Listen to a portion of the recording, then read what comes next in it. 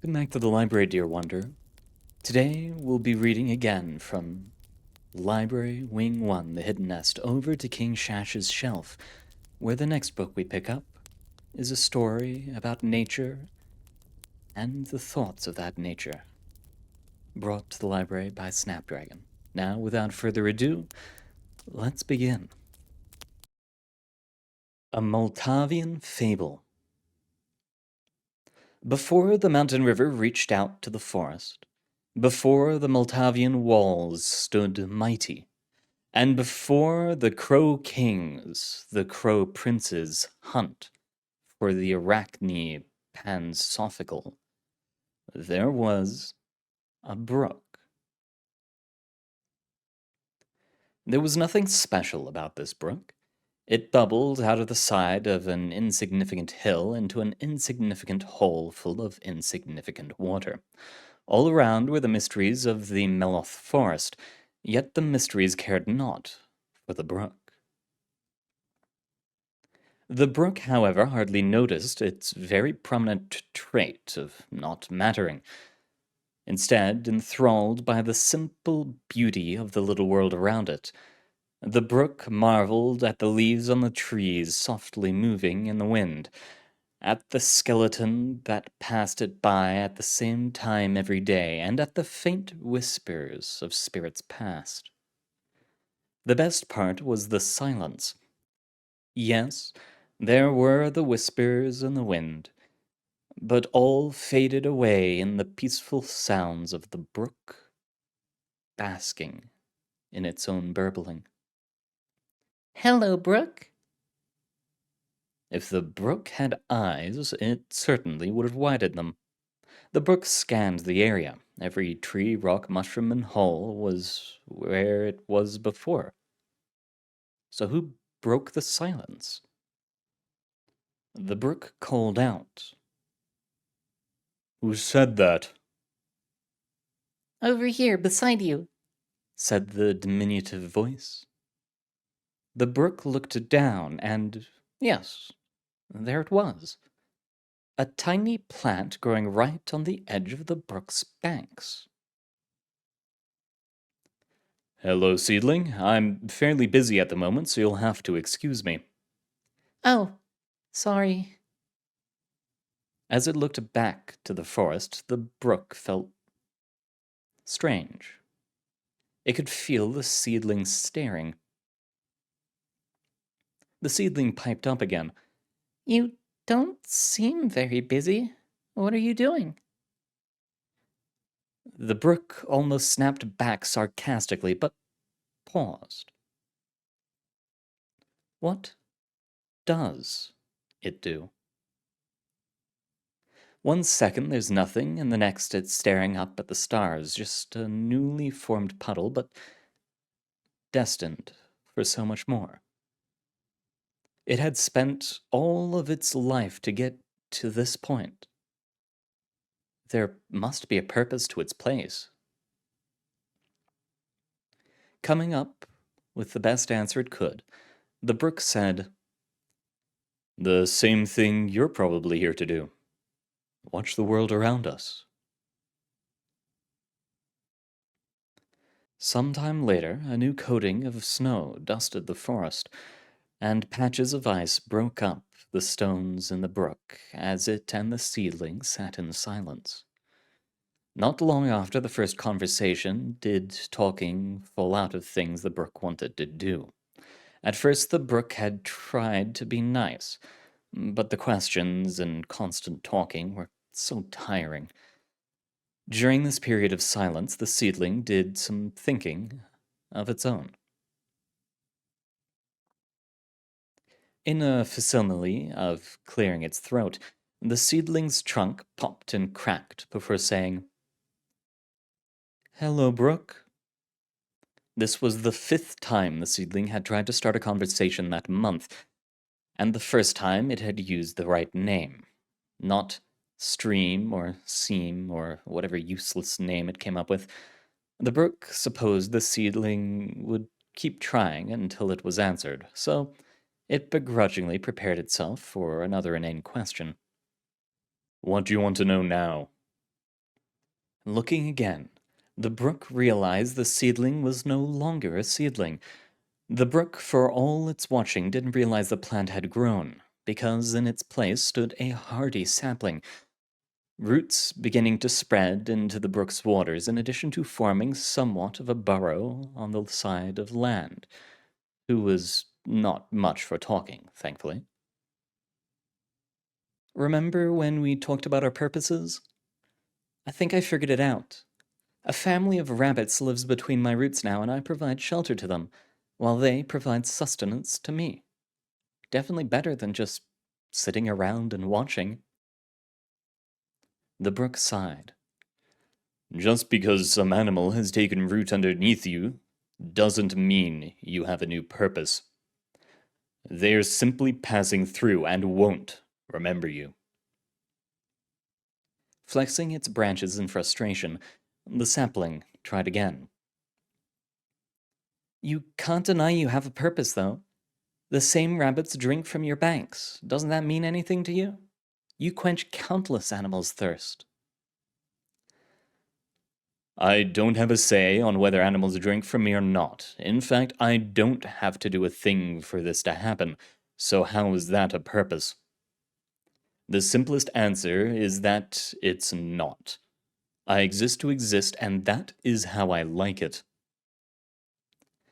It was the sapling's turn to sigh, but it did not try to persuade the brook again.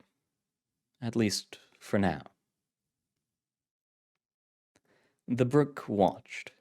It watched its surroundings just as any other day, but recently it had noticed something.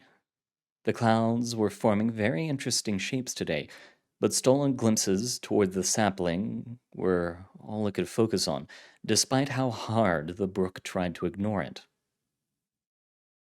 The brook wondered if it was a sapling still. It had been a significant amount of time, and it was reaching heights comparable to the other trees, who spoke to each other at the highest altitude, only looking down to look down on those stuck on the ground.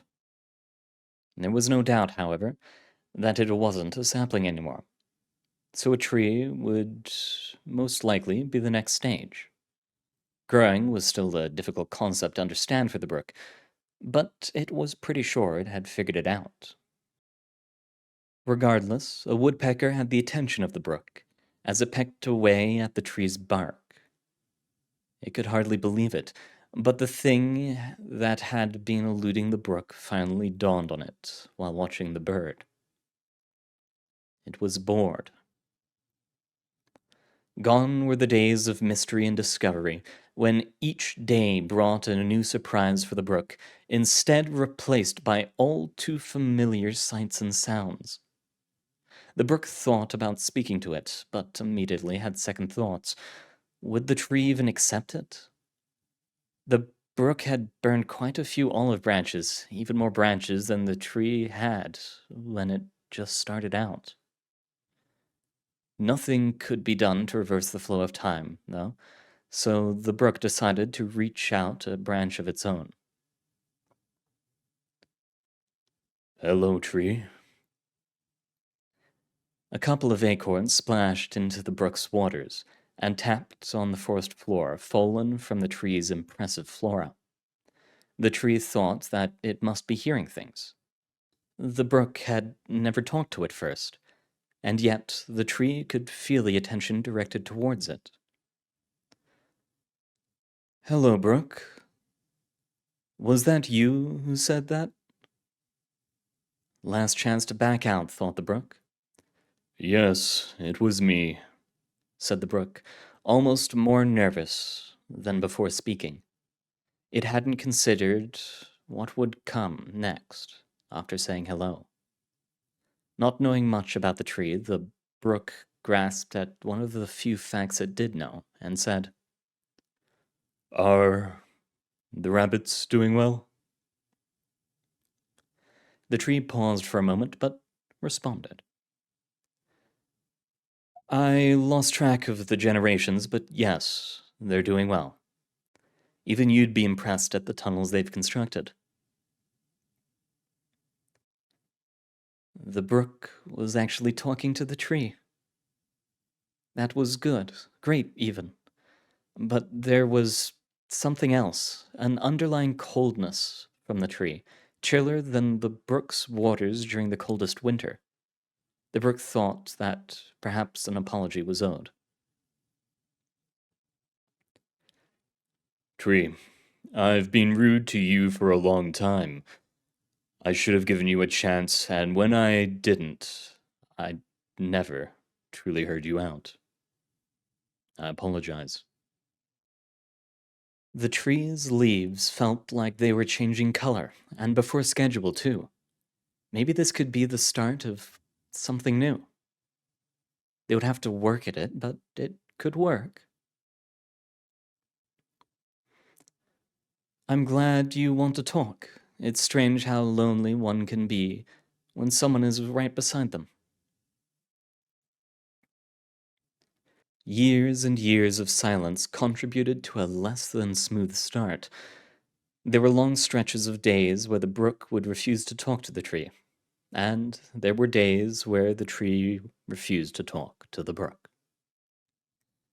They argued and fought, but they also learned to laugh. After all this time, the two found they had much in common. For example, they both were naturally curious about the forest around them, how it could be dark and misty one day and seemingly normal the next. They wondered who left their skeletons to be animated, and how they forgot their voices that still whispered to this day, although they both hadn't been able to hear the whispers for quite a while. The tree still grew, and for once, the brook was happy for it.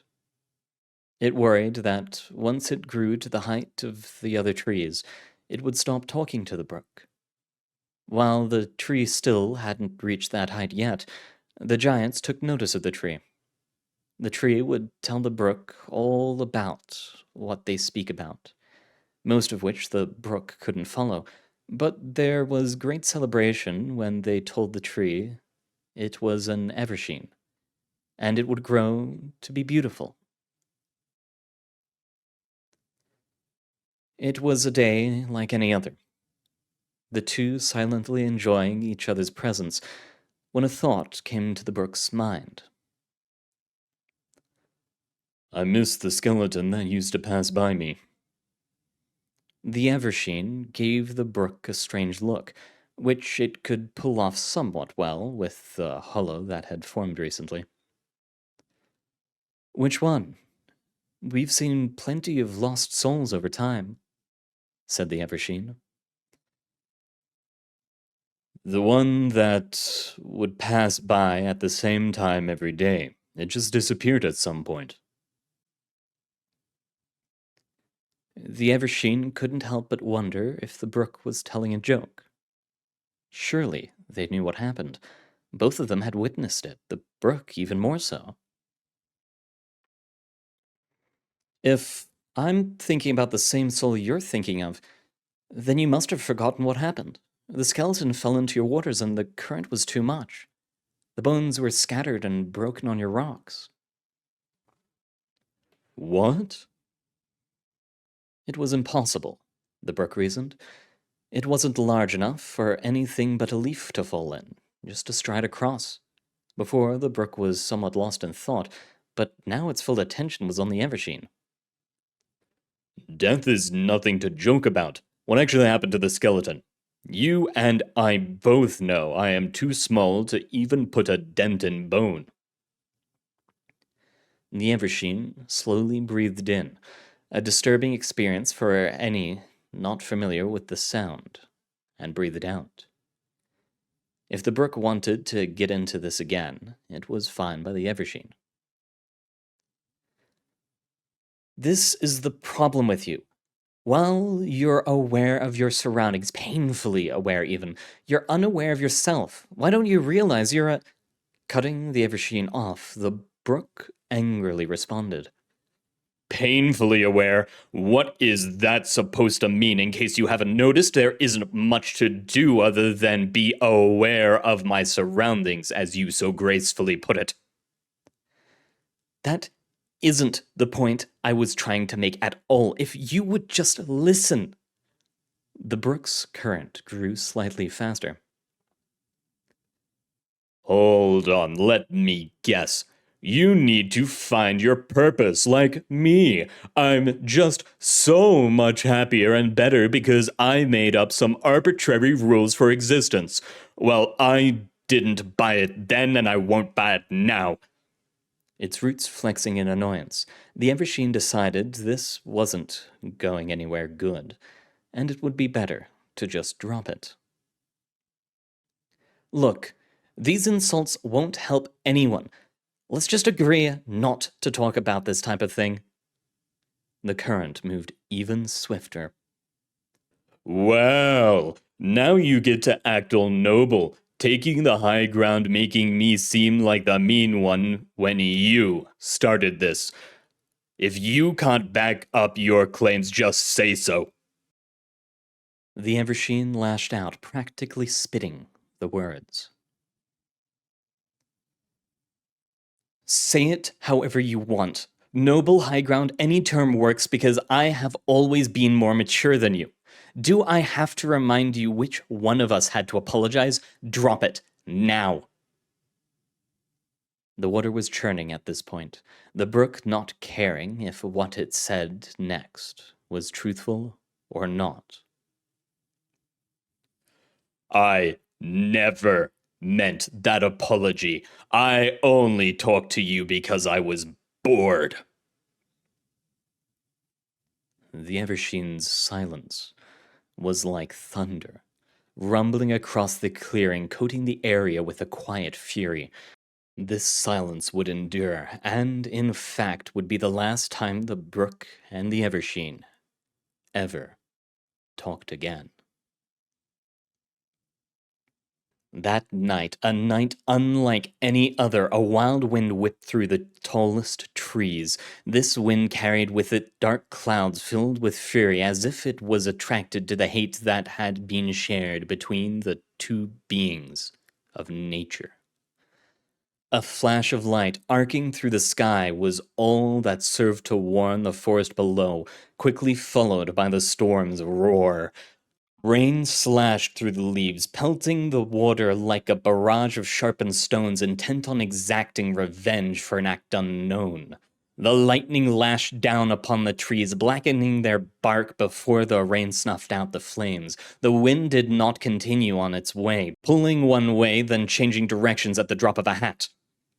While the rain did sting, the brook knew the storm couldn't touch the brook in a way that mattered. It shouldn't have been possible. The wind and thunder and debris created a cannonade, but the brook heard something. Something distinct. It was a creaking and crackling, incredibly unnatural. The brook wasn't scared of the storm, but this sound made it second guess. Despite their argument, the brook looked to the Eversheen to see how it was faring, and discovered the awful source of the sound. The Eversheen listed away from the brook at a dangerous angle, but before a single thought could pass through its mind, the wind shifted. The Eversheen swung towards the brook, just barely stopping at an even more drastic angle over the brook. The brook tried to call out to the poor Eversheen, but whether it heard the call or the brook couldn't hear the response made no difference to the storm. Despite whatever prayers the brook offered up, the Eversheen lurched towards the brook again, roots torn from the ground. It was all the brook could do but watch, frozen as one final gust of wind crashed the Eversheen to the ground, lying across the gap of the waterway. Just as quickly as it began, the storm ended, moving on to terrorize the next forest. But the brook hardly noticed.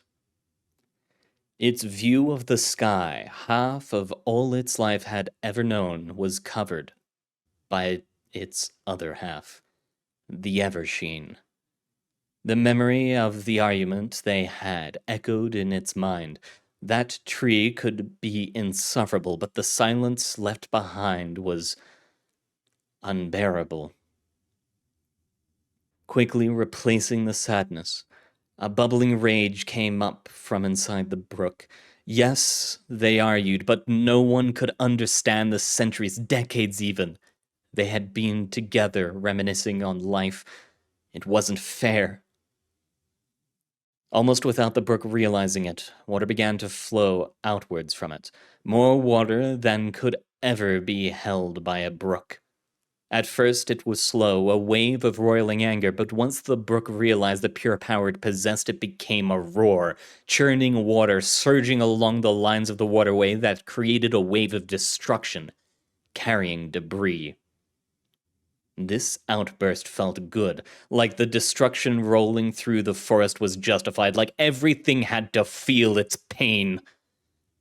It was then that the brook felt something it had not felt before. A life. The life of an animal snuffed out. In its path of debris now swirled bodies of squirrels, of lizards, of rabbits. Came with the flood the brook created. Quickly realizing what it did and was doing, it desperately tried to pull the waters back, but to no avail.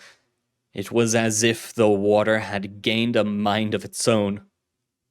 Then, far away yet strangely close, came a new death, a mortal life drowned by the flood. No one lived in the forest, questioned the brook, so how did a mortal die? Perhaps a hunter caught unawares, but then there was another death, and then a few deaths, and then more deaths. Any excuse could be made for. Throughout the lands, strange debris fell into the brook. Carved wood and stone, dry sand, strange mechanical beasts. The brook, overwhelmed at what it had caused, shakily looked down at itself. An action it could not recall doing since its earliest days, and saw not a brook but something much larger. Taking away the floodwaters, the brook could feel a large bed, and it could sense its full length extending all the way into something with more water than it could possibly imagine. It looked back, and was startled to find the hill that it had sprung from was no more, and at some point it had connected to a river coming from the mountains. A river. It had been a long, long time since the brook was a brook. It had been a brook, then a stream, then a creek. Now it was a river. Of course, the Eversheen had known. The river had simply ignored it, practically forcing it to call the river by a cowardly name. The river too scared to accept its duty. The river served all the people, the animals, the magics of the land, perhaps even the gods. It served to help create, not destroy like this. It served to quench the thirsts of anyone who asked of it. If it was there for the beings of this world, the beings would be there for it. The river understood now. The river had a purpose. A wonderful story about growth and purpose. Always remember, you are the last person to notice yourself grow, and while you may not know what your purpose is, there are plenty of others who do. But thank you very much for coming, dear Wanderer. It is about the end of our time together. I have to go do some stuff, and while I've enjoyed our time, it can't last forever. Thank you very much for coming, and I hope to see you again next time.